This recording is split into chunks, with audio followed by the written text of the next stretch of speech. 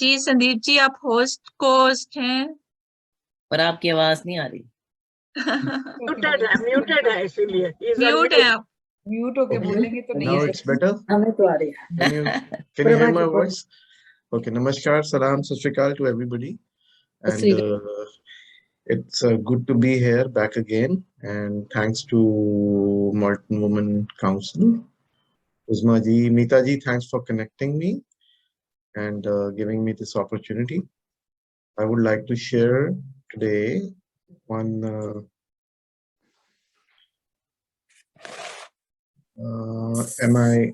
Is my screen visible? Sandeep ji, पहले आपका थोड़ा सा इंट्रोडक्शन तो देने दो। कुछ नए लोग भी हैं। नहीं मैं तो बस मैंने I was trying to pull my presentation so that it is there, right? ठीक। Yeah. So हाँ जी, अभी इंट्रोडक्शन लेते हैं। जी गुरनाज जी, हेलो संदीप जी, वेलकम संदीप जी। तो यहाँ पे सब लोग आपको जानते हैं, लेकिन हमारे आज काफी सारे जो पार्टिसिपेंट्स हैं वो फर्स्ट टाइम ज्वाइन कर रहे हैं, तो इसलिए आपका इंट्रोडक्शन हो जाए। Sandeep Jassal is a senior integrative medicine physician from India with 27 years in clinical practice. He is a board certified natural health consultant and weight loss coach in Canada. And today's session का जो topic है वो है nutrition. So welcome Sandeep ji. Now mic is yours. आप अपनी presentation start करें. First of all, greetings for the day to everyone. We say live life more greetings because जैसे आशीर्वाद देते हैं बुजुर्ग हमारे, वो कहते हैं जीते रहो। तो जो जीना है वो क्वालिटी ऑफ लाइफ के साथ जुड़ा हुआ है, सिर्फ length of life he extend करना हमारा गोल नहीं होना चाहिए। जितनी जिंदगी हमें दी है ऊपर वाले ने, उस जिंदगी में क्वालिटी लाइफ जीना बहुत जरूरी है। और क्वालिटी लाइफ हम तभी जी सकते हैं अगर हम WHO की डेफिनेशन है हेल्थ की, and that is a state of, it is not merely a state of absence of disease. जिन लोगों को कोई बीमारी नहीं है, सिर्फ वो ही हेल्दी नहीं है। It is a state of complete physical, mental, social and spiritual wellbeing. तो हर तरीके से अगर हम वेल हैं, अगर हम दुरुस्त हैं, चाहे वो सोशली, अगर हम सोशली कोई हमसे ईर्ष्या भाव रखता है, हमसे कोई भेदभाव रखता है, वो हमारे मेंटल हेल्थ के ऊपर अफेक्ट कर सकती है और वो अल्टीमेटली हमारी फिजिकल हेल्थ पे अफेक्ट कर सकती है।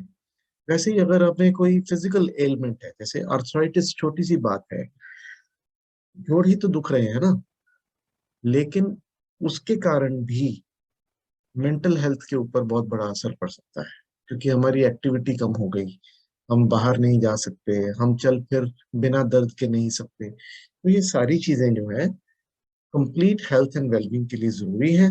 तो आज का जो हमारा टॉपिक है वो न्यूट्रिशन के ऊपर है, लेकिन वो वाली न्यूट्रिशन जो आमतौर पे मेंटल हेल्थ के साथ ताल्लुक रखती है, नर्वस सिस्टम के साथ ताल्लुक रखती है। नर्वस सिस्टम यानी कि हिंदी में बोलते हैं स्नायु तंत्र, उर्दू में बोलते हैं नसों की सारी प्रॉब्लम्स। तो ये जो नर्वस सिस्टम है, ये हमारे ब्रेन से शुरू होता है, जिसे हम सेंट्रल नर्वस सिस्टम बोलते हैं। वो सेंटर है। जो मैं आपसे अभी बात कर रहा हूँ, ये एक विचार के रूप में मेरे ब्रेन में एक विचार पैदा हो रहा है कि मैंने क्या बात करनी है, मैंने क्या कहना है आपसे।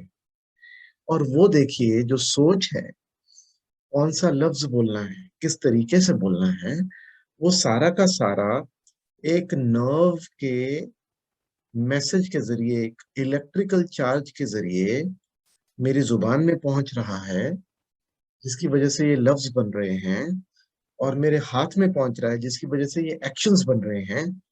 तो ये एक बहुत बड़ी सिंक्रोनी, बहुत बड़ी मैकेनिकल चीज है, जो कि सिर्फ एक विचार से पैदा हो रही है, लेकिन जैसे जैसे हमारी उम्र बढ़ती है, तो उम्र बढ़ने के कारण और कई सारी प्रॉब्लम्स, बीमारियां जो जुड़ी हुई है, उनके साथ ताल्लुक रखते हुए हमारी नर्वस सिस्टम की हेल्थ सफर करती है।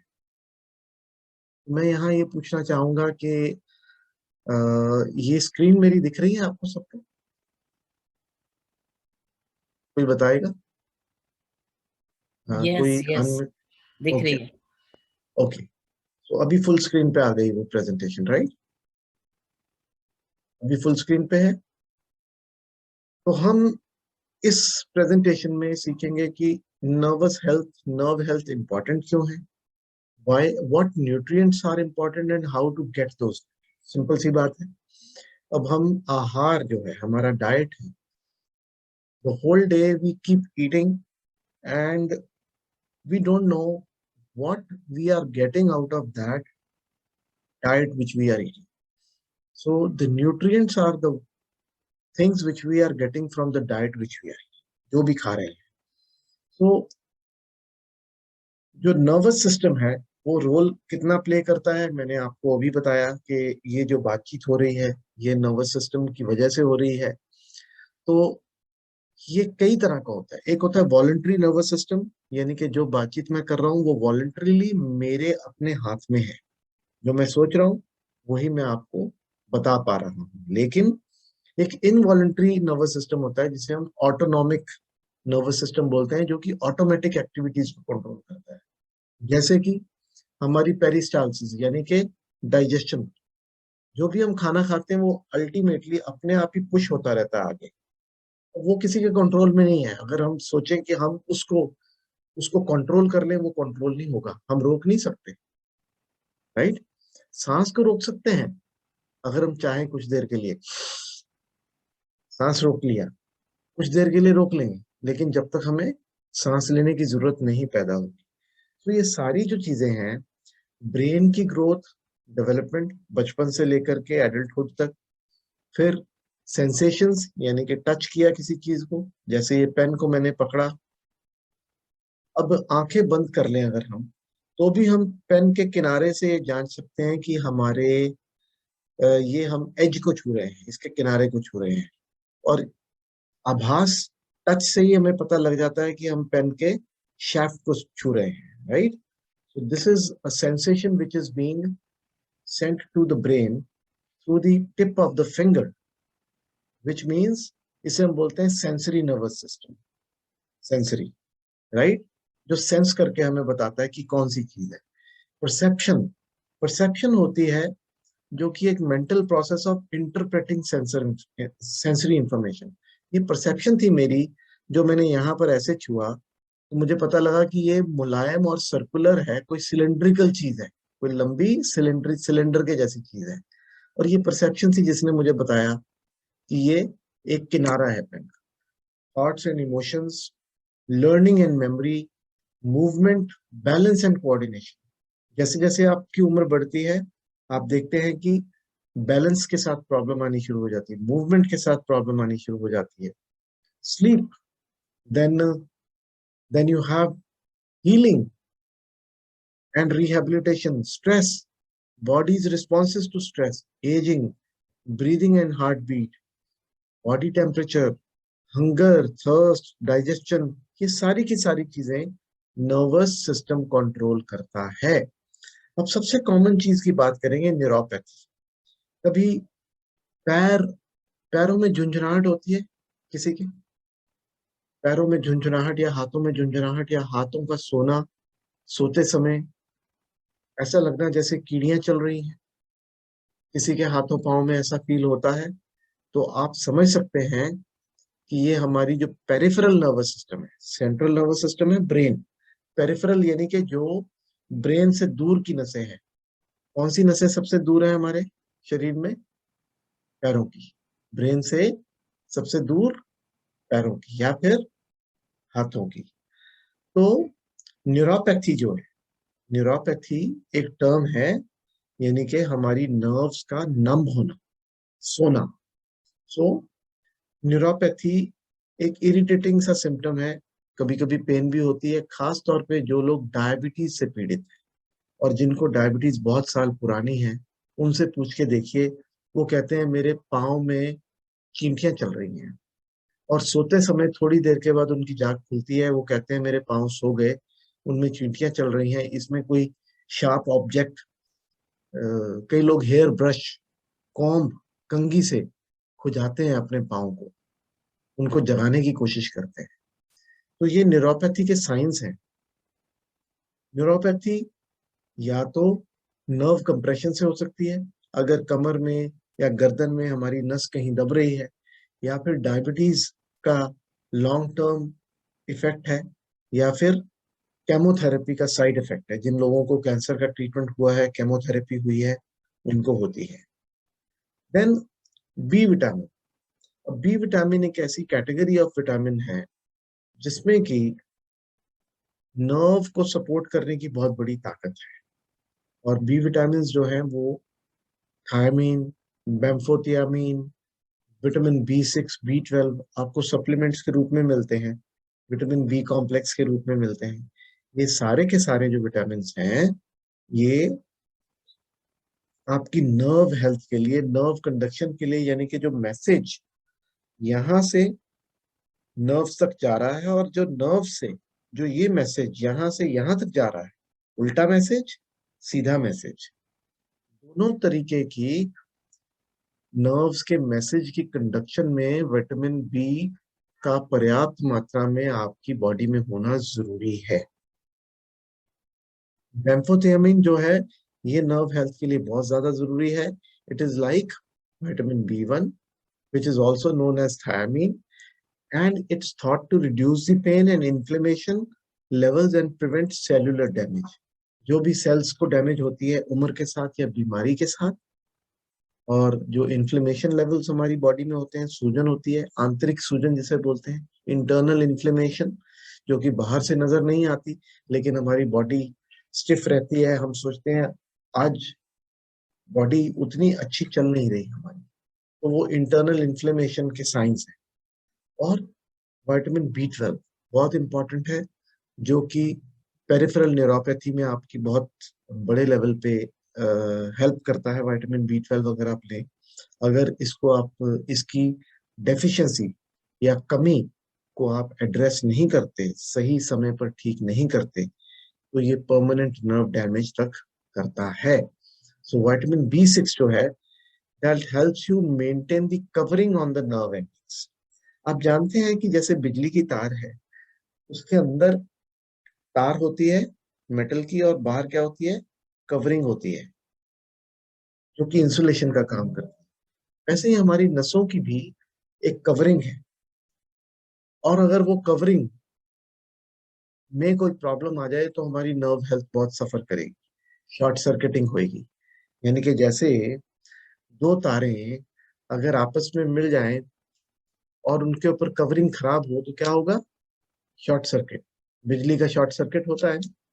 वैसे ही अगर ये नसें साथ साथ में चल रही हैं, दो नसें, लेकिन इनकी इंसुलेशन खराब हो गई, तो भी शॉर्ट सर्किट और उसमें प्रॉब्लम आएगी। तो इस जो कवरिंग को मेंटेन करने में विटामिन B6 बहुत अच्छी मदद करता है। आगे चलते हैं, फूड्स कौन से हैं जो विटामिन बी रिच हैं। मीट, पोल्ट्री और फिश। जो लोग भी नॉन वेजिटेरियन फूड्स खाते हैं उनमें विटामिन B12 की या बी विटामिन की कमी नहीं आने की उम्मीद है हमें। हम तभी पूछते हैं जब हम कंसल्ट करते हैं कि आप वेजिटेरियन हो कि नॉन वेजिटेरियन। जो लोग रेगुलरली नॉन वेजिटेरियन फूड खाते हैं उनमें विटामिन B12 की कमी नहीं पाई गई ज्यादा। Then seafood, eggs, low fat dairy products जो लोग खाते हैं, फोर्टिफाइड सीरियल्स, जो सीरियल्स आप ब्रेकफास्ट में लेते हैं उनमें कई में फोर्टिफाई किया जाता है, यानी कि उसमें विटामिन डाल दिए जाते हैं, और वेजिटेबल्स।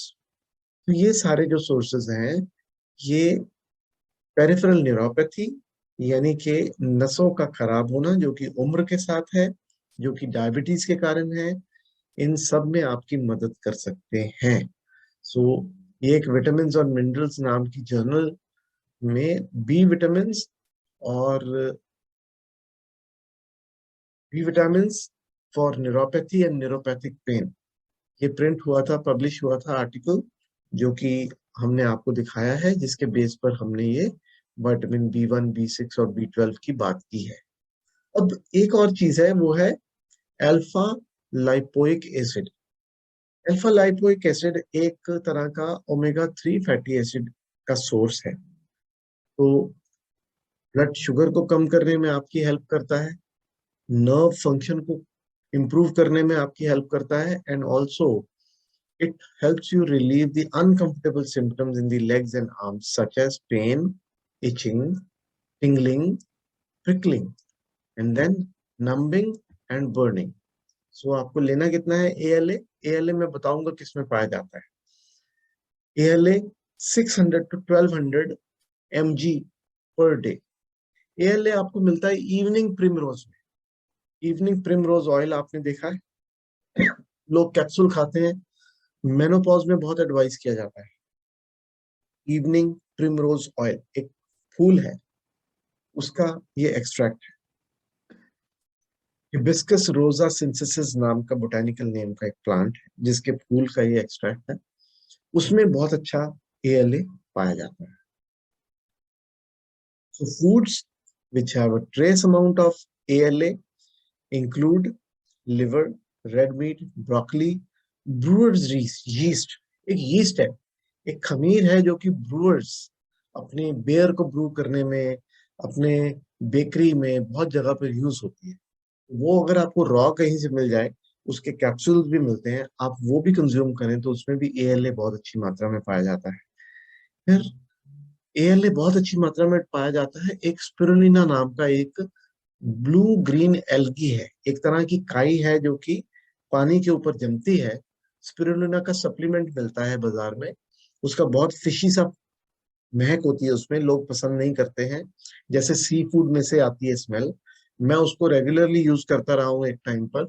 वो एंटी एजिंग है, उसमें बहुत अच्छी मात्रा में स्पिरुलिना में ALA है, उसमें बहुत अच्छी मात्रा में प्रोटीन पाया जाता है, और वो बहुत ही अच्छी मात्रा में उसमें क्लोरोफिल है, जो ग्रीन प्लांट की पिगमेंट होती है वो पाई जाती है। सो ज्यादा टाइम नहीं लेने वाला, ये आखिरी स्लाइड नियरली है। Acetyl L carnitine.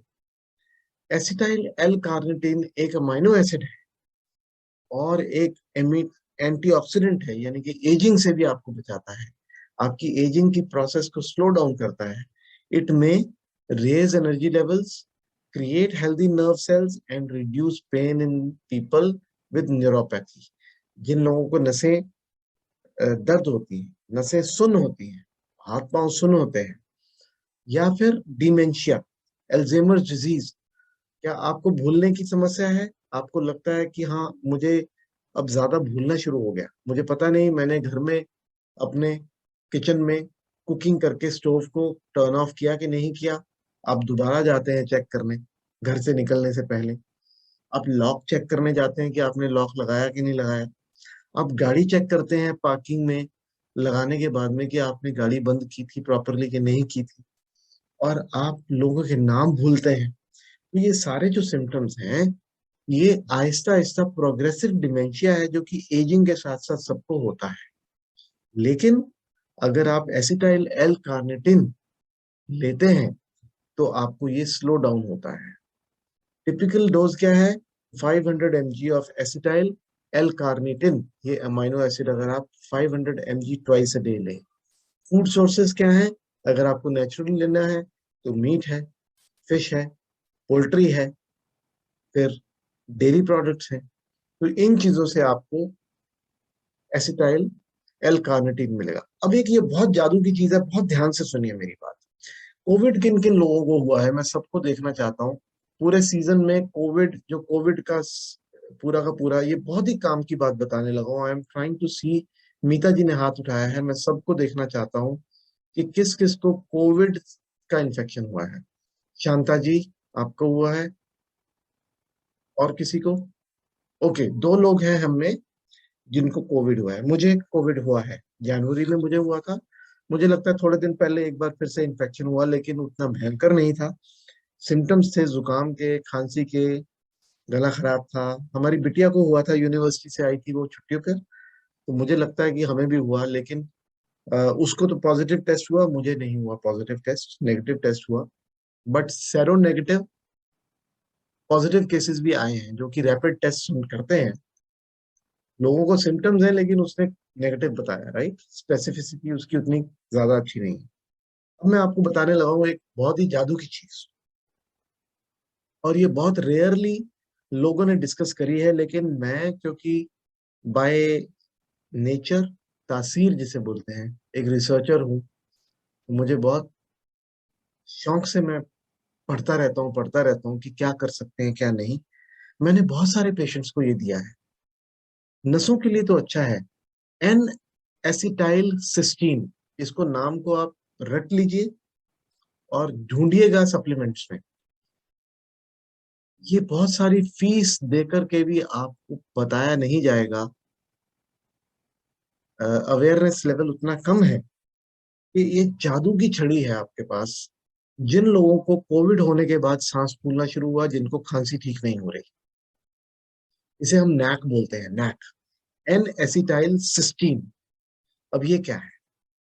N acetyl cysteine is a form of cysteine which is an antioxidant and an amino acid. एक अमाइनो एसिड, अमाइनो एसिड समझते हैं क्या होता है?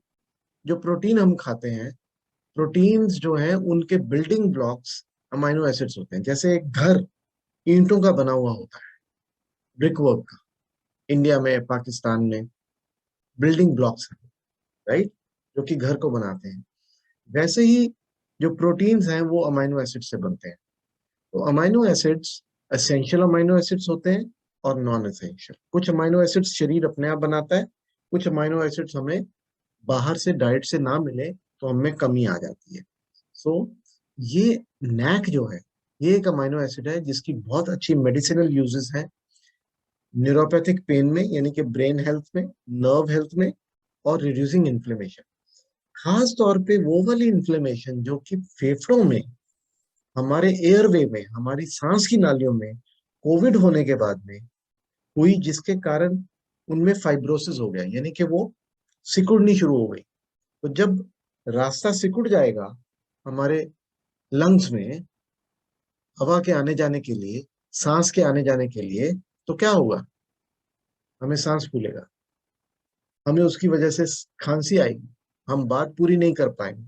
मीता जी, आप गाना गाते हैं, मैं भी थोड़ा बहुत गाता हूँ, तो जो लोग गाना गाते हैं उनको वाकई गाना गाने के बाद में खिचखिचाहट गले में, सांस का फूलना, पूरी लाइन जो हम बिना सांस खिंचे हुए गा जाते थे, शॉर्टनेस ऑफ ब्रेथ होनी शुरू हुई, एफर्ट टॉलरेंस कम हो गई कोविड होने के बाद, रिकवर होने के बाद। एफर्ट टॉलरेंस यानी कि सीढ़ियां चढ़ के जाते थे, उतना सांस नहीं फूलता था, लेकिन अब सांस फूलता है। तो ये बहुत लोगों को एक साइड इफेक्ट हुआ है, आफ्टर इफेक्ट हुआ है। लेकिन नैक जिन जिन लोगों को मैंने प्रिस्क्राइब किया है, उनको वो फाइब्रोसिस रिवर्स हुआ है, उनको इम्प्रूवमेंट मिली है, and it is a great antioxidant. N acetyl cysteine isn't found naturally in foods, अफसोस की बात यह है, but cysteine is in most high protein foods. तो सिस्टीन से एन एसिटाइल सिस्टीन बनाना पड़ेगा, बॉडी कन्वर्ट करना पड़ेगा। और जिनकी बॉडी किसी बड़ी बीमारी से जूझ रही है, वो उतना अच्छा नहीं बना पाती, इसलिए हम सप्लीमेंट के रूप में नैक देना पसंद करते हैं। ठीक है? So you can take a supplement of up to 1200 milligram once or twice a day. नैक कनाडा में कुछ कंपनियां बनाती हैं, नैक सर्च कीजिएगा। अगर कोई चाहेगा तो मैं लिंक बना के भेज दूंगा। अगर आपके घर में वो डिलीवर हो सकता, हो जाएगा, जैसे Amazon डिलीवर करता है, you people can start having that. I have it on a regular basis. I have many supplements because my study is on supplement, and I'm passionate about this energy level. जब मैं बातचीत करता हूँ किसी से educate करने की, तो वो एनर्जी मेरे दिल से आ रही है, दिमाग से आ रही है। तो फिजिकल फैटीग को मैं कुछ समझता ही नहीं हूँ, क्योंकि ब्रेन कह रहा है कि मुझे ये शेयर करनी है नॉलेज, लेकिन उसके लिए हमें अपने सिस्टम को तो प्रॉपर न्यूट्रिशन देनी है ना. Then I keep researching how we can improve our health as well as others' health, those people who consult us. So NAC की बहुत बड़ी ये मैंने एक साथ में स्टडी दिखाई है, PubMed.gov कंपैरेटिव स्टडी हुई है, जिसमें कि N-acetylcysteine inhibits hyperglycemia induced oxidative stress and apoptosis markers in diabetic neuropathy. यानी कि जिन लोगों को डायबिटीज है उनमें जो ऑक्सीडेटिव स्ट्रेस, उनमें जो नेगेटिव चेंजेस होती हैं जिसके कारण उनकी नसें खराब होती हैं, उनमें नैक का अच्छा रोल बताया गया है. तो हमारी अपनी हल्दी जो हम खाते हैं हमारी डाइट में बहुत शामिल है, हर सब्जी में हम डालने की कोशिश करते हैं और बहुत अच्छी प्रैक्टिस है. उस हल्दी में पाया जाता है एक बहुत ही अच्छा इंग्रेडिएंट जिसका नाम है कर्क्यूमिन. कर्क्यूमिन एक एक्टिव इंग्रेडिएंट है जो कि हल्दी में मिलता है, जिसमें इतनी अच्छी प्रॉपर्टीज है कि उसमें एंटी इंफ्लेमेटरी प्रॉपर्टीज हैं, यानी कि अंदरूनी सूजन को वो खत्म करता है. अगर किसी को आर्थराइटिस है, अगर किसी को हार्ट डिजीज है, अगर किसी को हार्ट अटैक की हिस्ट्री है हुआ है, उसको लेना चाहिए कर्क्यूमिन, हल्दी का इस्तेमाल करना चाहिए. एंटीऑक्सीडेंट का काम करता है. आर्थराइटिस की दर्दें सताती हैं तो एनाल्जेसिक का काम करता है, एक pain killer, natural pain killer का काम करता है. So it may help to relieve numbness, tingling in your hands and feet, and it you have to have 1 teaspoon of turmeric powder with 1/4 teaspoon fresh ground pepper 3 times a day. बहुत ज्यादा dose है, आपको लगेगा इतनी हल्दी खा के जाएंगे कहाँ, गर्मी हो जाएगी, ऐसा लग रहा है. मैं देखूं रिएक्शंस आपके. 3 चम्मच हल्दी और total nearly 3/4 spoon of black pepper grind करके फ्रेशली. सो लेकिन इसके कैप्सूल मिलते हैं, क्योंकि इतनी हल्दी हमें खानी पड़ेगी तो हमें कर्क्यूमिन उतना मिलेगा, उसमें जो इंग्रेडिएंट है जो फायदेमंद है उतना मिलेगा जो कि हमें फायदा पहुंचाए. So you can use fresh or powder turmeric to make tea, अपनी चाय में इस्तेमाल कर सकते हैं. You can add it to foods such as curries, egg salads and yoghurt smoothies. जिस भी चीज में आप डाल के जिस भी रूप में आप खाना चाहें आप कंज्यूम कर सकते हैं. ये एक स्टडी थी जिसके ऊपर हमने ये स्लाइड बेस की है. 14 डेज के लिए एक स्टडी कंडक्ट की गई जिसमें कि पॉजिटिव इफेक्ट मिले हमें पेन में, इन्फ्लेमेशन में और फंक्शनल लॉस में. सो ओमेगा 3 फैटी एसिड्स जो मैंने आपको पहले भी जिक्र किया है, जो कि बहुत जरूरी है, और हमें 2.4 grams to 5.4 grams omega 3 fatty acids चाहिए रोज, जो आपको मिल सकते हैं फैटी फिश में. सामन आप कंज्यूम करते हैं, सार्डिन्स, मैकेरल, हेरिंग, ऑयस्टर, ये यहाँ पर मिलते हैं कनाडा में. लेकिन वॉलनट, हमारा प्यारा अखरोट, जो कि हर टेबल पे, ब्रेकफास्ट की टेबल पे पड़ा होना चाहिए, और आपको रोज उसकी 2 जो ये हिस्से हैं, 2 halves, you should always have in the morning, instead of having tea with biscuits, cookies which are laden with maida, which are laden with the cooking oil, commercially produced. It is always better to have a fistful of nuts with your morning tea. This is my morning practice, and I would advise everybody who is hearing, who is listening, and everybody who is connected to you, you should share this message. Why? Because walnut has got omega-3 fatty acid. Almonds have got omega-3 fatty acid. So in addition to that, canola oil जो कि आप cooking में use करते हैं, chia seeds आजकल बहुत fashion है. Chia seeds को हम बहुत सारे अलग अलग तरीकों से इस्तेमाल करते हैं, सैलेड्स पे डाल के, अपनी ड्रिंक्स में डाल के, अपनी स्मूदीज में डाल के यूज करते हैं आजकल. फ्लैक्स सीड्स, अलसी, बहुत ही अच्छा सोर्स ऑफ ओमेगा 3. सोयाबीन्स में भी ओमेगा 3 मिलता है. तो ओमेगा 3 की बात हो गई. सो दिस इज इट. आज की जो एकेडमिक एस्पेक्ट ऑफ प्रेजेंटेशन था वो अभी यहीं पर समाप्त करेंगे और फिर उसके बाद में कुछ क्वेश्चंस हमारी प्यारी ऑडियंस जो भी हमसे जुड़ती है मॉल्टन वुमेन काउंसिल के जरिए, उनके हम क्वेश्चंस लेंगे। सो हम ऐसे ही पर्सनलाइज्ड जो केयर है, जिसके भी जो जो हेल्थ चैलेंजेस हैं, जो भी चुनौतियां हमें मिल रही हैं जिंदगी जीते हुए, किसी को आर्थराइटिस डेवलप हो रहा है, किसी को डायबिटीज डेवलप हो रही है, किसी को वजन बढ़ रहा है और कम नहीं हो रहा कोशिश के बावजूद, तो कैसे हम नेचुरली आहार और विहार को इस्तेमाल करते हुए बिहेवियर मॉडिफिकेशन, डाइट मॉडिफिकेशन के जरिए नेचुरली कुछ कहीं कहीं पर जो सेफ हर्ब्स हैं उनको इस्तेमाल करते हुए एक बैलेंस बनाने की कोशिश करते हैं, जिसमें कि आपको कम से कम ड्रग लोड हो आपके शरीर पर, आपको ज्यादा दवाइयां खानी ना पड़े, क्योंकि दवाइयों का अगर इफेक्ट है तो उनका साइड इफेक्ट भी है।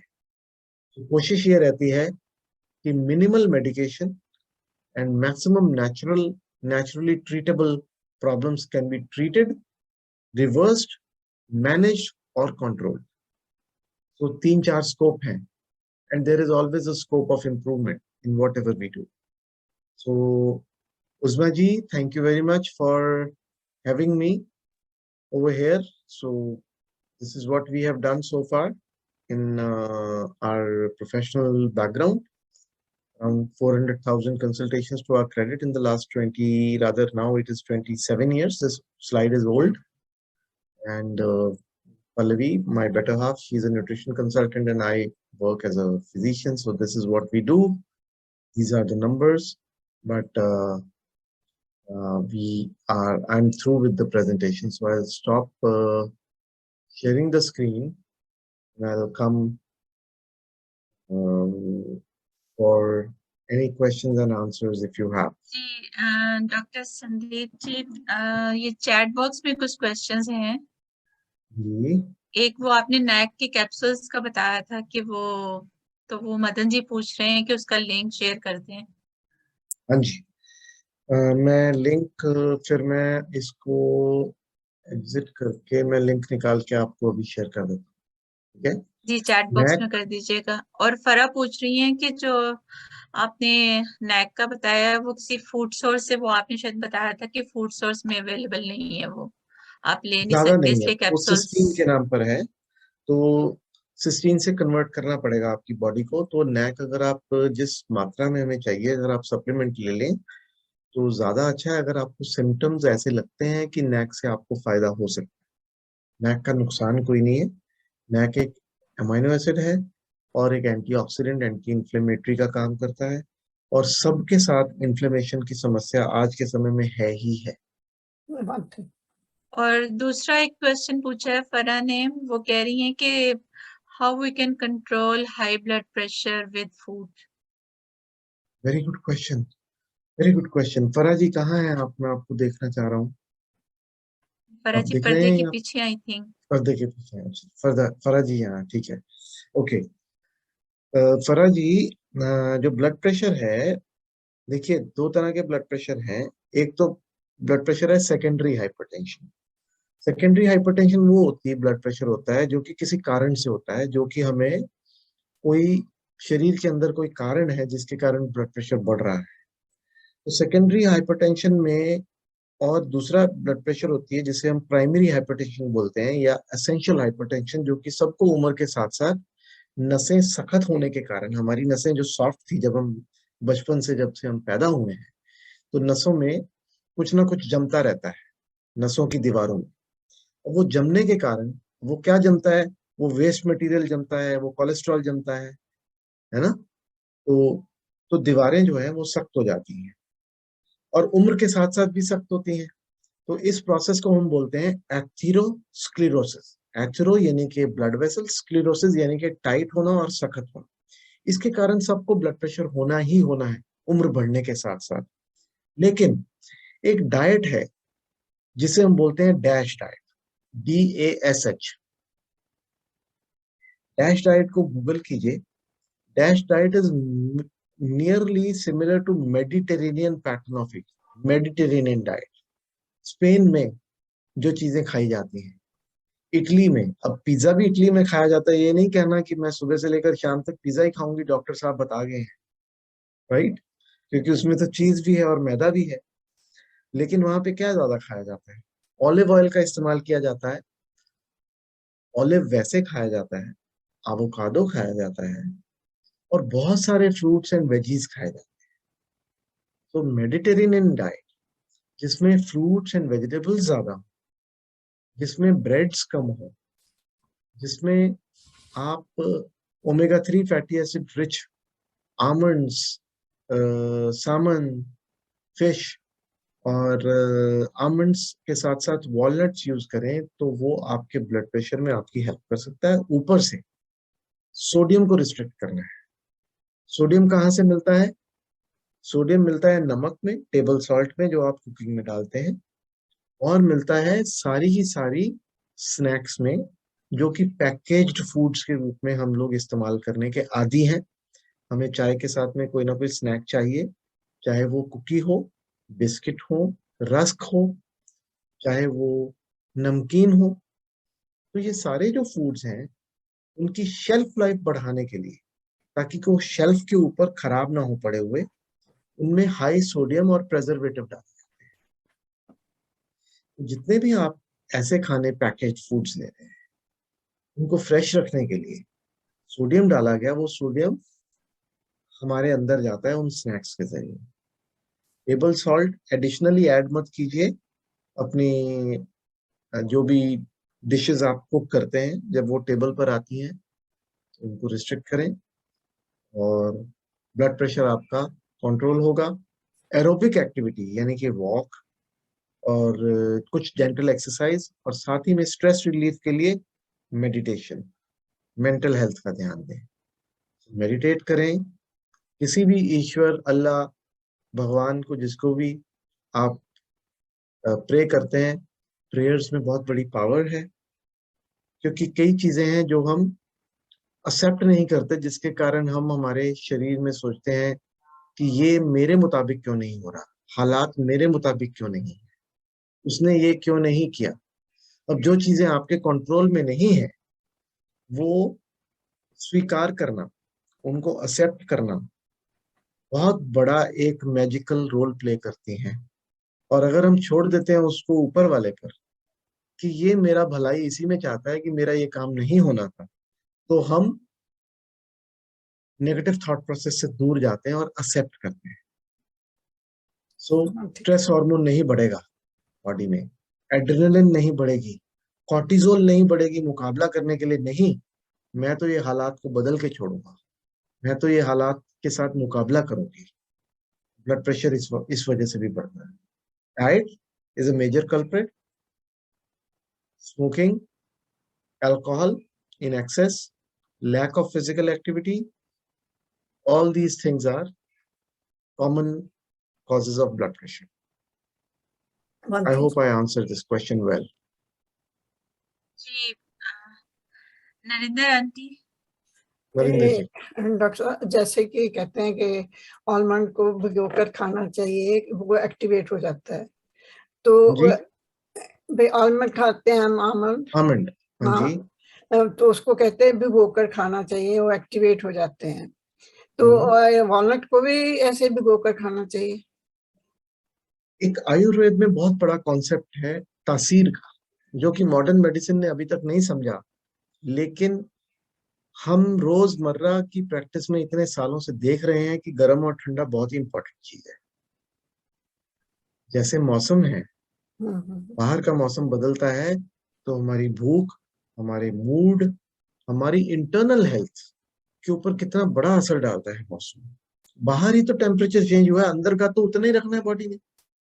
अंदर तो नॉर्मल टेम्परेचर उतना ही है, अंदर तो गर्मी उतनी ही बन रही है, लेकिन बाहर बर्फ पड़ गई तो हमारा मूड में कुछ चेंजेस आई। शुरू शुरू में अच्छी लगती है, बाद में मूड खराब होना शुरू हो जाता है, ग्लूमी लगती है। तो वैसे ही हमारी जो भी चीजें हैं, आयुर्वेद में एक कॉन्सेप्ट है वीर्य, उष्ण वीर्य, शीत वीर्य, यानी कि चीज चाहे आप ठंडी खाएं, लेकिन अंदर जाके उसका असर गर्म होने वाला है, ये ठंडा होने वाला है। उष्णवीर्य, शीतवीर्य। वैसे ही विपाक, विपाक यानी कि अंदर जाकर के पचने के बाद में, उसका पाक होने के बाद जब डाइजेस्टिव जूसेस उस पे काम कर देते हैं, उसके बाद में उसने कैसे बिहेव करना है, बॉडी ने उसको कैसे एसिमिलेट करना है, एक्सेप्ट करना है। तो ये सारी चीजों का बहुत बड़ा असर है। तो जो आमंड्स और वॉलनट्स की हम बात करते हैं, जिन लोगों को मुंह पकता है, स्टोमेटाइटिस, मेरा बहुत एफ्थस, पका हुआ है इस वक्त। हाँ जी हाँ जी हाँ जी, एफ्थस अल्सर्स, मेरा 2-3 दिन पहले था, नहीं, मैं अभी बहुत है ठीक इस हो गया। वक्त मेरा। सो बोलने में भी परेशानी होती है। तो अगर गर्म चीजें ज्यादा खा लें, सिनेमन, जिंजर बहुत ज्यादा चाय में डाल के पी लिया, आमंड्स, वॉलनट्स, ये सारी गर्म चीजें हैं, लौंग, है ना, ये सारी चीजें। तो आमंड्स और वॉलनट्स को अगर आप भिगो देंगे तो उनकी गर्मी थोड़ी कम हो जाती ओके। है, right. So it is better जिन लोगों को गर्मी होती है, राइट। तो ये जो तासीर है बहुत इंपॉर्टेंट चीज है। हम मॉडर्न न्यूट्रिशन में, जो मॉडर्न न्यूट्रिशन में विटामिन्स और मिनरल्स की बातें होती हैं, आयुर्वेद में उस टाइम पर नहीं पता था कि ये विटामिन B12 है, ये विटामिन B6 है। बिल्कुल। लेकिन इलाज तो तब भी होता था। हिकमत में भी तो इलाज होता था। इतना बढ़िया बढ़िया चीजें हैं बनी हुई उस्मा जी, जो काम करती हैं। तो ये सारी तासीर की बात थी और उनकी क्यूरेटिव प्रॉपर्टीज, हीलिंग प्रॉपर्टीज थी। और अब हम कोशिश करते हैं कि ये सारी विजडम जो है उसको हम ब्लेंड करें मॉडर्न साइंस के साथ, और मॉडर्न डिजीजेस जो उस टाइम पर नहीं थे लेकिन अब है, तो हम कैसे इन सब को इस्तेमाल करके एक ब्लेंडेड फॉर्म में एक परफेक्ट ट्रीटमेंट प्लान निकाल के लेके आए किसी आदमी के लिए, राइट। तो आमंड और उसका क्वेश्चन आपका आंसर हुआ है। और कोई कॉन्सेप्ट डिस्कस करना चाहेंगे? मीता जी, आप कुछ? जी, थैंक यू। उसके जी। बाद आई थिंक सरजीत जी ने हाथ खड़ा किया था, लेकिन अब उनका हाथ ऊपर नहीं है, तो मीता जी आप पूछें। हाँ जी, मैं पूछ सरजीत सकती जी हूँ आ एक सवाल? जी जी सरजीत। उष्ण हाँ, गर्मी, हाँ जी, शीत हाँ ठंडा, बहुत जी। अच्छे। Meeta ji, thanks for interpreting that for me. हाँ जी। संदीप जी, आपने कई तरह के वो विटामिन बी बताए। क्या उन सबको खाना चाहिए, या मतलब कोई पर्टिकुलर एक विटामिन बी है कोई जिसको हम ले सकते हैं? कॉम्प्लेक्स। Very good. कौन बोला ओके। कॉम्प्लेक्स? नरेंद्र जी। नरेंद्र जी, नरेंद्र। नरेंद्र जी, वेरी गुड। तो हाँ, वैसा होता है ना, जब ऐसी टॉक देते हैं और अगर वो इंफॉर्मेशन आप ग्रहण करते हैं, हाँ, एसिमिलेट करते हैं, तो जो स्पीकर है उसको लगता है कि मैंने कुछ वैल्यू एडिशन किया आज अपनी ऑडियंस में, कुछ लोगों को कुछ इंफॉर्मेशन साथ में लेके जाएंगे, हाँ, तो वो हमारा सफल हो जाता है, वो टाइम लगा, राइट। खुशी हमारे होती अंदर का प्रोफेशनल को, हाँ जी, खुशी खुशी भी होती है होती है। कि आज एक अच्छी चीज पहुंचाई कहीं तक। Thank you. तो बी कॉम्प्लेक्स और विटामिन सी, ये दो विटामिन हैं जो कि वाटर सॉल्युबल विटामिन हैं। यानी कि अगर आप पानी बहुत ज्यादा पीते हैं तो ये बॉडी से ड्रेन होते रहते हैं यूरिन के जरिए। जितना आपकी बॉडी को चाहिए उतना बॉडी ले लेगी और बाकी यूरिन के जरिए ड्रेन हो जाएगा। स्टोर बी में। कॉम्प्लेक्स और विटामिन सी को रेगुलरली लेने में कोई मनाही नहीं है, कोई हर्ज नहीं है। और कॉम्प्लेक्स में प्रोपोर्शनेट मात्रा में सारे के सारे विटामिन बी हैं, लेकिन इंपॉर्टेंट है नर्व हेल्थ के पॉइंट ऑफ व्यू से विटामिन B1, B6, B12। तो इंडिया में गोलियां मिलती हैं जो B1, B6, B12 भी होता है, जिसमें 3 होते हैं। और हम नर्व, किसी को सियाटिक पेन है, किसी को कमर में दर्द होती है, किसी को हाथ पांव सुन होते हैं, किसी को ब्रेन में जो मेंटल एबिलिटीज हैं वो डिक्लाइन हो रही हैं, तो हम ऐसी देते हैं। साथ में कुछ 2-3 हर्ब्स हैं जो बहुत अच्छी हैं, जो मेंटल पावर को बढ़ाती हैं, हमारी सोच को शार्प करती हैं, इंफॉर्मेशन को प्रोसेस करने की स्पीड को इम्प्रूव करती हैं, मेमोरी रिटेंशन। एक तो है चीज जो आपने आज सीखी नरेंद्र जी, बी कॉम्प्लेक्स, अब कितनी देर तक याद रहना है, मेरे पास ये है, है। मैं रखी हुई। हाँ जी, हाँ जी। तो रिटेंशन, बिल्कुल हमने पढ़ी कब, सुनी कब, और याद कितनी देर तक रही। बिल्कुल तो बिल्कुल। एक्विजिशन ऑफ इंफॉर्मेशन, एक्वायर करना, रिटेन करना, ये अलग अलग एस्पेक्ट्स हैं मेंटल एबिलिटीज के, मेंटल हेल्थ के, बिल्कुल। राइट। जी मीता जैसे जी। हम, हाँ जी मीता जी बताइए, म्यूट है आप। मुझे लगा कि अभी आंसर हो रहा है सुरजीत जी का question. Anyways, thank you so much doctor Sandeep, as always. आपकी एक तो प्रेजेंस ही इतनी प्लेजेंट होती है ना कि बंदे को ऐसे लगता है कि हमारी प्रॉब्लम्स का हल मिलेगा। तो thank you so much for being there always. मेरा एक छोटा सा ही सवाल है कि ये जो भी सप्लीमेंट्स हम लेते हैं, कोई भी सप्लीमेंट्स की बात करते हैं आजकल बहुत ट्रेंड में है, जैसे कोलेजन है या कोई भी है, जैसे आपने इसका बताया नैक का, तो इनके क्या कोई साइड इफेक्ट्स होते हैं? जो चीज अनवांटेड है उसका साइड इफेक्ट है, जो अनवांटेड है, जो वांटेड है उसका साइड इफेक्ट नहीं है। वो जरूरत को पूरा करने के लिए की जा रही है, क्योंकि डाइट जो है वो डाइट में हर चीज को जुटा पाना उतनी मात्रा में, जैसे मैंने अब करक्यूमिन की बात करी, करक्यूमिन के लिए अब 3 चम्मच हल्दी रोज के कंज्यूम करना, 15 ग्राम हल्दी पाउडर कंज्यूम करना, अब उससे ही गर्मी हो जाएगी किसी को। तो अगर मेरा जो मकसद है करक्यूमिन जो उसमें से निकालना है, शरीर में प्रोसेस करना है, करक्यूमिन ही है, तो मैं एक्सट्रैक्टेड फॉर्म में करक्यूमिन दे दूं, तो बाकी की हल्दी के जो इफेक्ट्स हैं उससे मैं पेशेंट को सेफ गार्ड कर सकता हूँ। तो इसीलिए कस्टमाइजेशन जरूरी होती है कि तासीर समझ में आती है। जैसे पुराने जमाने में वो नफ्स देखते थे वैद्य हकीम, तो उनको तासीर समझ में आती थी और वो कुछ क्वेश्चंस पूछते थे, उससे वो एक नुस्खा बनाने में उनको हेल्प मिलती थी। तो आपका जो क्वेश्चन है कि सप्लीमेंट का साइड इफेक्ट है या नहीं है, सप्लीमेंट के भी साइड इफेक्ट हो सकते हैं। हो सकते हैं ना? जी हो सकते हैं। तो विटामिन में एक होता है प्रोफाइलैक्टिक डोज, अंग्रेजी दवाओं का लैंग्वेज नॉमेनक्लेचर बता रहा हूँ, प्रोफाइलैक्टिक। एक होता है थेराप्यूटिक डोज। ओके। जो थेराप्यूटिक डोज है वो उतनी मात्रा है जो कि एज अ थेरेपी यूज हो सकती है, और वो किसी एक्सपर्ट की सुपरविजन में ही यूज होनी चाहिए, डॉक्टर की देखरेख में ही, डाइटिशियन न्यूट्रिशनिस्ट की देखरेख में ही यूज होना चाहिए।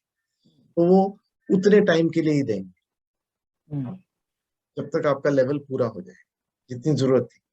लेकिन प्रोफाइलेक्टिक यूज के लिए भी बहुत सारे विटामिन बनते हैं, सप्लीमेंट्स बनते हैं, जो कि जिनमें मात्रा ही इतनी कम रखी जाती है कि वो एक्सेस में ना हो, लेकिन डेफिशिएंसीज को और डेफिशिएंसी ना आए उसको टेक केयर ऑफ कर ले। तो सप्लीमेंट्स की भी 2 कैटेगरीज है, थेरापेटिक सप्लीमेंट्स, प्रोफाइलेक्टिक सप्लीमेंट्स।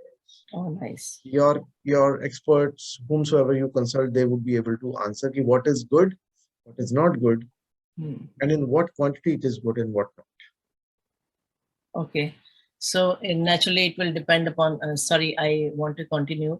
थोड़ा clarify कर लेते हैं कि this depends from body to body, individual Person to person. Okay. One size doesn't fit all. अब जैसे करक्यूमिन है, तो अगर हम इसको सप्लीमेंट फॉर्म में लेते हैं, तो मैंने इंडिया में देखा था, तो it is very expensive, right?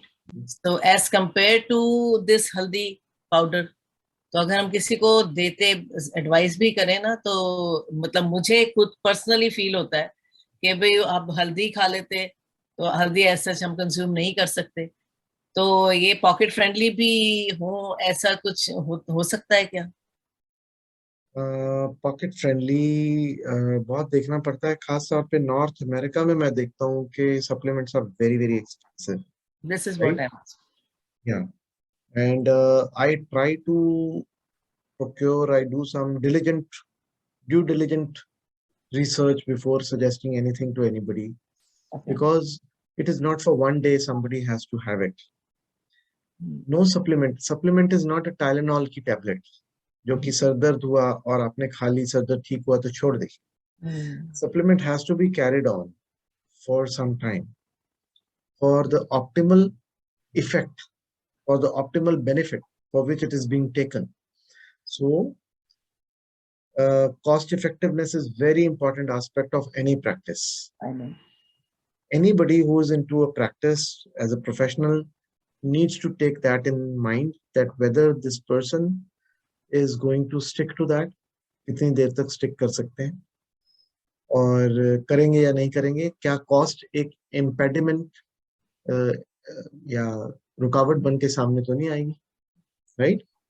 सो तब फिर हमें नेचुरल करना पड़ता है, और क्योंकि खाना तो खाना ही है और खाने के जरिए जो जो चीज मिल सकती है वो तो देनी ही चाहिए, और अगर कमी रह जाती है तो बाकी की सप्लीमेंट से पूरी करनी चाहिए. This is what we need to do.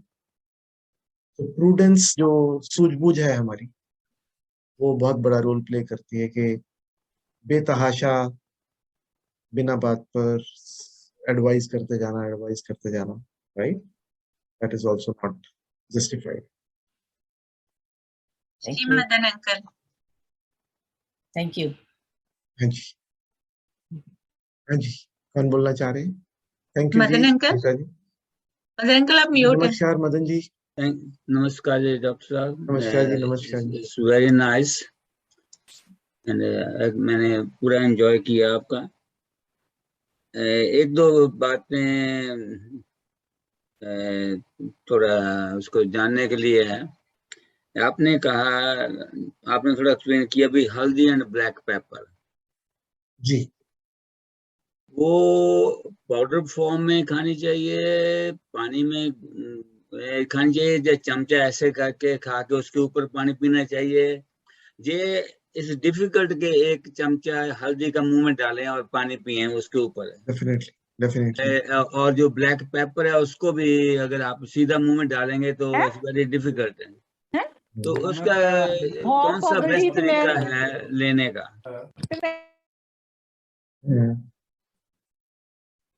तो मदन जी, आपका क्वेश्चन बहुत ही रेलेवेंट और बहुत अच्छा है.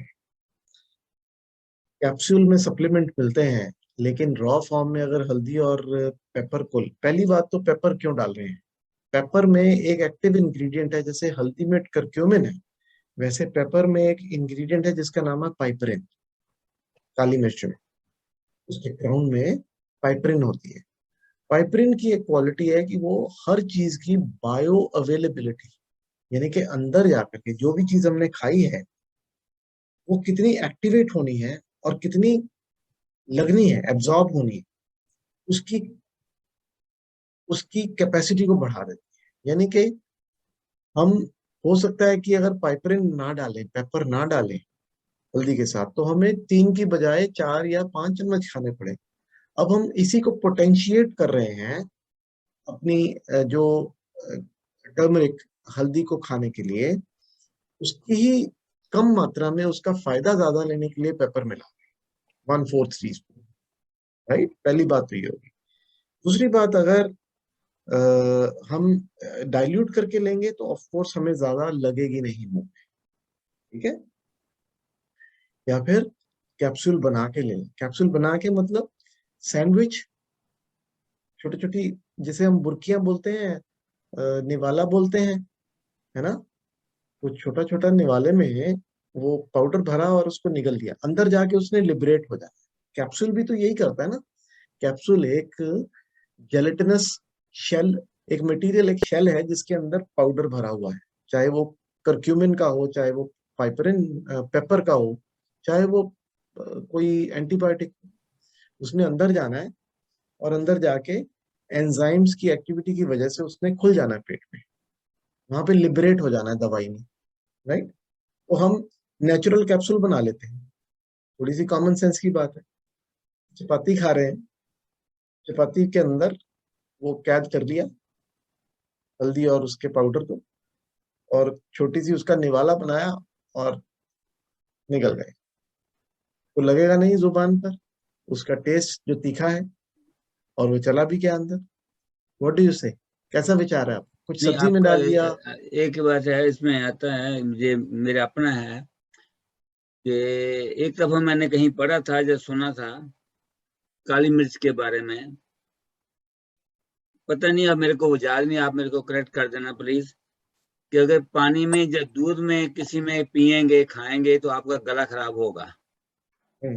पता नहीं वो पानी में है या दूध में है, ऐसा मेरे को नहीं पता। अगर हम इसी चीज को, हल्दी को या मिर्च को, ब्लैक पेपर, दोनों को इकट्ठा करके चाय की तरह गर्म कर लेते हैं, उसमें साथ में सौंफ ज्वाइन वगैरह भी डाल दें अगर, तो उसको एज ए हॉट ड्रिंक पी लें।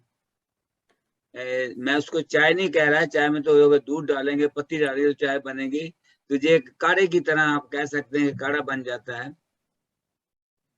सिर्फ पानी ही है उसमें, जहाँ उसमें आपने मिठास के लिए डालना है, तो मैं जो करता हूँ खुद, कभी मैं गुड़ डालता हूँ, चीनी नहीं डालता, तो उससे क्या थोड़ी करप्शन जो है उसकी, कड़वापन है वो कम हो जाता है। Is that the right way to do it or not? एक और कॉन्सेप्ट सामने आया, जब तक बात निकलेगी तो दूर तलक जाएगी। जगजीत सिंह साहब की गजल है। तो मेरे को तो ये मेंटली बड़ा एक्साइटिंग लगता है जब कोई अच्छा सवाल पूछता है, मैं स्टिमुलेट हो जाता हूँ, अंदर मेरे सारे तार स्पार्क करने शुरू हो जाते हैं। एक और कॉन्सेप्ट है आयुर्वेद में, बहुत रिच कॉन्सेप्ट है, जिसका नाम है अनुपात। अनुपात, सहपान। सहपान यानी कि कौन सी चीज के साथ क्या खाना है। तो ये भी कॉम्बिनेशन है, जैसे फिश के साथ में दूध खाना वर्जित है, ठीक है। किसके साथ? फिश, मछली के साथ हाँ जी, हाँ जी, फिश के साथ एडवाइजेबल है ना। तो ऐसे कई चीजें हैं। तो ठंडा और गर्म सहपान कि कौन सी चीज किसके साथ लेनी है, वो भी कॉम्बिनेशंस बने हुए हैं, जो हमारे एज ओल्ड विजडम ने बहुत साइंटिफिकली अब प्रूव हुए हैं, लेकिन कहे तो पहले से जा रहे थे। तो अगर आप हॉट ड्रिंक के रूप में या कोल्ड ड्रिंक के रूप में, hot drink is of course better because elevated temperature will improve the absorption, क्योंकि ठंडे पानी को भी बॉडी को हीट करना पड़ता है, उसको अपना टेम्परेचर पे लाना पड़ता है, राइट। जो चिल्ड पानी आप लेते हैं, बॉडी होम्योस्टेसिस में बहुत अच्छा एक रोल प्ले करती है। होम्योस्टेसिस में जो गर्म चीज खा ली उसको ठंडा करना, उसने बॉडी टेम्परेचर पे लाना है, जो ठंडी पी ली या खा ली उसको उसने अपनी बॉडी टेम्परेचर पे लाना है, right. So best thing is, अगर हम बॉडी को हील करना चाहते हैं तो उसको बहुत ज्यादा हॉट ड्रिंक्स को एक्सपोज ना करें, क्योंकि अंदर हमारी नसें, जो म्यूकस मेम्ब्रेन है, जो अंदर की परत है, उसको हॉट टेम्परेचर कुछ ना कुछ तो हार्म करेगा ना, राइट। और बहुत ज्यादा ठंडी भी नहीं। तो जितनी बॉडी टेम्परेचर के मुताबिक चीजें हम ले सकें उतना ही हमारे लिए अच्छा है। मेरा क्वेश्चन जो था डॉक्टर साहब, वो ये था कि ये जो मिर्च है, काली मिर्च है, वो हमें पानी के साथ नहीं चाहिए या दूध के साथ? किसी ने ये कहा था कि एक जगह ये ठीक नहीं है इनमें से एक में। अब मेरे को वो नहीं क्या है कि किस में ठीक नहीं है। पानी इज बेटर, पानी is better, not in the milk. अच्छा, आपने एक बीच में कहा था कि कफ होने के बाद कई लोगों को सांस की प्रॉब्लम, नॉट कफ, कोविड होने के बाद कई लोगों को कफ की प्रॉब्लम आ जाती है। मेरे भाई को है, उसको कोविड हुआ था लेकिन वो माइल्ड था, लेकिन उसके बाद अब उसको क्या है कि कफ की प्रॉब्लम है। वो एक दफा हॉस्पिटल जाकर शॉर्ट ऑफ ब्रेथ हो जाता है। तो आपने उसके बारे में कुछ कहा था, अमीनो एसिड्स और कुछ, वो क्या था, दोबारा बता सकते हैं? नैक है वो, उसका नाम नैक है। हाँ जी, नेताजी ने डाला है, उसको ट्राई करिए। और बहुत सारे और चीजें हैं। जी जी जी, और कई सारी चीजें हैं। उनका एक्सरे या सीटी स्कैन की, अगर HRCT बोलते हैं, हाई रेजोल्यूशन सीटी स्कैन की अगर रिपोर्ट हो, तो उसमें हमें पता लगेगी कि जो लंग फील्ड्स हैं, जो फेफड़ों की पूरी फील्ड्स हैं, उनमें कितनी हेजीनेस आई है। अगर हेजीनेस है तो हमें ये पता लगता है कि उनको हल्का हल्का न्यूमोनिया या उसका residual effect of post Covid syndrome बोलते हैं उसे। It is residual effect. Covid चला गया लेकिन अपनी छाप छोड़ गया फेफड़ों के ऊपर, राइट। एक तो ये हो गया। दूसरे नंबर पर हम करते हैं PFT. PFT stands for pulmonary function test, यानी कि उनको एक पाइप में हवा जरूर जोर से ब्लो करने के लिए बोली जाती है, जो कि हमें ये बताती है कि इंसान की वाइटल कैपेसिटी, यानी कि फेफड़ों के अंदर हवा को भरने की और उसको फेंकने की कैपेसिटी कितनी है। उसके मुताबिक ये पता लगता है कि वो नॉर्मल है कि एब नॉर्मल है, कम तो नहीं हुई। अगर कम हो गई तो इसका मतलब जो रास्ते हैं वो उतने तंग हो गए सूजन की वजह से, और अंदर जहां पर ऑक्सीजन और कार्बन डाइऑक्साइड एक्सचेंज होनी है, वो थैलियां छोटी छोटी जो फेफड़ों के एंड में है, जैसे पेड़ के एंड में बड होती है जहां नया पत्ता आ रहा होता है, तो वो हमारे अंदर एल्वियोलाई है, सैक्स है, जहां पर कार्बन डाइऑक्साइड ऑक्सीजन एक्सचेंज हो रही है। तो उनके अंदर कुछ इन्फ्लेमेशन हुई है या नहीं, this is a long discussion, but after seeing a CT scan or X-ray report, it can be commented and it can be seen what can help. But NAC will of course be helpful. जो आपने कहा था HRTC है वो high resolution, HRCT scan होता है। हाँ जी। उस्मा जी, मैं क्लिनिक पर हूँ इस समय, so I had taken 1 hour. I don't know, Usman ji, you're talking to somebody, so let me know if there are more questions, because ji it is nearly 1 hour. जी संदीप जी, भी हमारे पास 2-3 हैं अभी क्वेश्चन बस। प्रभा जी हैं और उसके बाद शांता जी हैं, उसके बाद बरिंदर जी हैं, तो ये 3 लोग हैं। इनसे सबसे पहले अगर प्रभा वह जी भी आप जाएं तो पूछें। मुझे आप पोस्ट कर दें questions. I will be able to reply otherwise also offline also. I'm sharing my direct ji number on WhatsApp.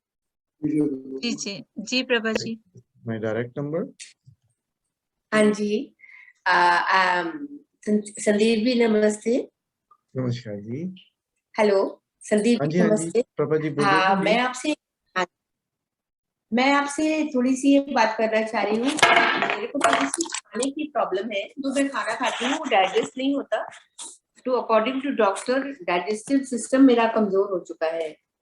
और दूसरी प्रॉब्लम बहुत बड़ी मेरे साथ ये है कि मैं प्रोटीन नहीं खा सकती, मतलब कोई दालें नहीं खा सकती, और आयरन नहीं खा सकती, मतलब पालक वगैरह कोई हरी सब्जी नहीं खा सकती।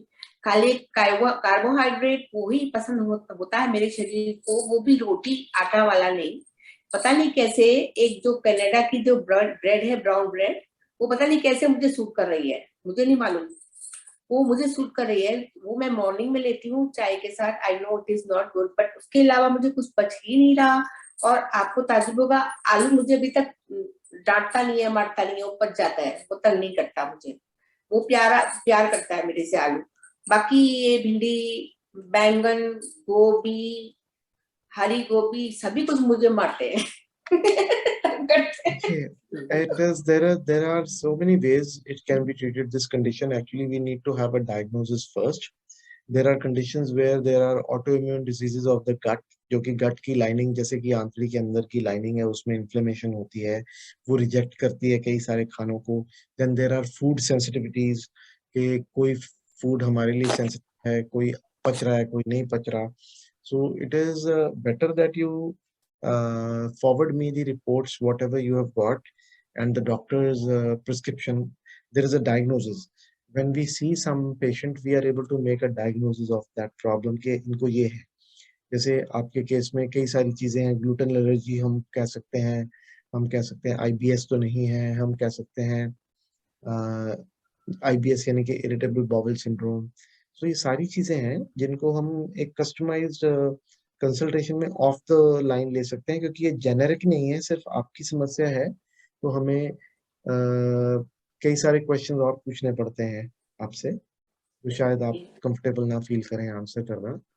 बेटर है कि आप मेरा नंबर रखें and share with me on WhatsApp your reports whatever, and if I think कि कुछ और रिपोर्ट्स कराई जा सकती हैं, आप यहाँ पे अपने डॉक्टर से बात करके वो करा लीजिएगा। मेरे को अपर हर्निया है, मेरे को उसमें सिस्ट है, किडनी में सिस्ट है, और मेरे जो लीवर है, लीवर फैटी है, उसमें भी सिस्ट है। ये प्रभा जी, प्रभा जी, हमारा ये अच्छा। प्रोग्राम लाइव भी जा रहा है, रिकॉर्ड भी हो रहा है, तो हम ये प्रेफर करते हैं कि इस वक्त कलेक्टिवली जो हम क्वेश्चंस कर सकते हैं, जो इनके आज की प्रेजेंटेशन से मुतल्लिक है, हम वो करें। जो आपके पर्सनल क्वेश्चंस हैं, इन्होंने अपना नंबर शेयर किया है। I'll advise everybody and suggest कि आप वो उनसे 1-on-1 पे बात कर लें, क्योंकि प्राइवेसी जो है आप लोगों की वो भी हम लोगों को देखनी है। प्रभा जी, मैं आपको व्हाट्सएप कर देती हूँ नंबर ना। Thank you. I'll try my best कि मैं जो भी क्वेश्चन आएंगे I'll try my best, अगर वो जी, ऐसे ही शांता एड्रेस जी हो कह सकते रही हैं। हैं कि मैं उनसे डायरेक्ट पूछ लूंगी क्वेश्चन।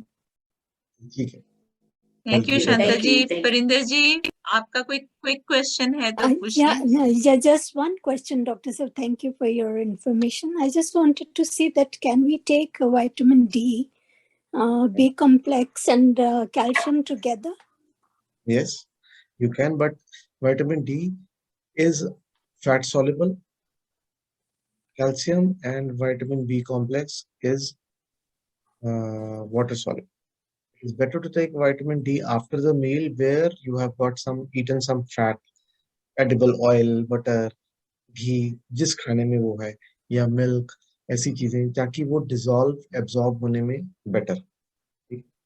पानी के साथ में बी कॉम्प्लेक्स और कैल्शियम बुरा नहीं है। Okay. Thank you so much, Doctor Sir. Thank you. Thanks a lot. Anybody else? जी, thank you so much. Shanta ji का एक वो था चैट बॉक्स में कि इंटरमिटेंट फास्टिंग जो है वो डायबिटीज के लिए अच्छी होती है। अच्छी है अगर आपकी कंट्रोल डायबिटीज है। अगर आप मेडिकेशन पे हैं तो इंटरमिटेंट फास्टिंग आपको नुकसान भी कर सकती है, क्योंकि आपकी शुगर डाउन हो सकती है और आपको पता नहीं लगेगा। तो शुगर को चेक थैंक करते यू हुए। So much Sandeep ji.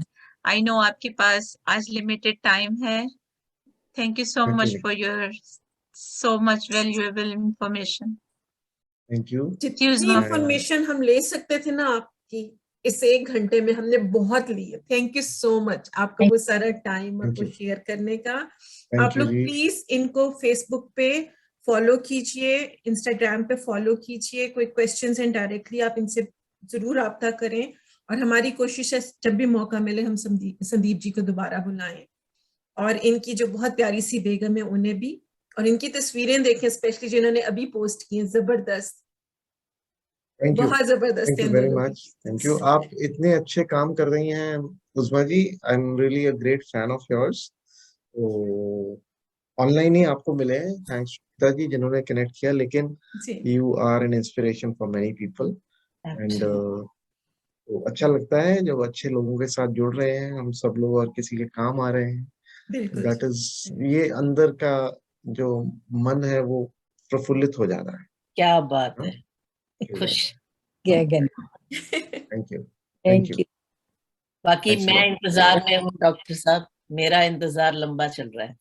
Thank you. Yes, बस यहाँ तक। मैं अभी इंडिया जा रहा हूँ, my mother is not well, उनको देख के आता हूँ। आई am really upset places. I wish her all the best. I send lot of love and blessings.